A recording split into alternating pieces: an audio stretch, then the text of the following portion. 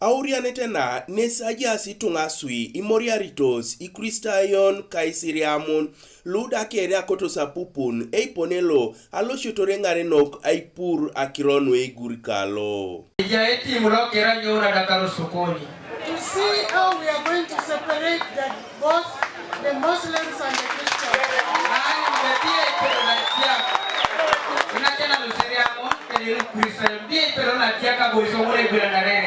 Eigurilo nesebeli bunit akalo na Samuel Eukot lo sekarai apolone cholong lo Kamuria Town Council aitolot alimono kine ijiri ko Orungo Town Council lo etoronari te Isiriamune kosoda eichora kini Ikristayon age una tubi bare ne kech kagwela narida ko wai kech. Bete ore samata no achamo to abunga moro Muhammad mata be abangana Muhammad na bo manyi ko keli karika nyape abunga moro mama le polisi amanyi ko keli karika nyape keba na Aisha ko keli karika nyape nisabera Muhammad reba so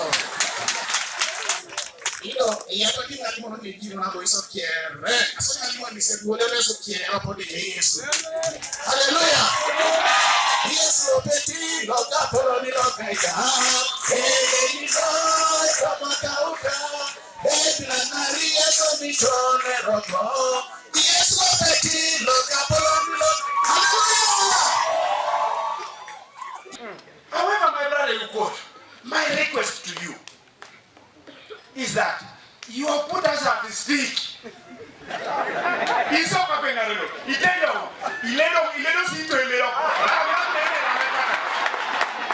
Because now the fear is that yes, you are preaching, but many people say you preach, but you are inciting.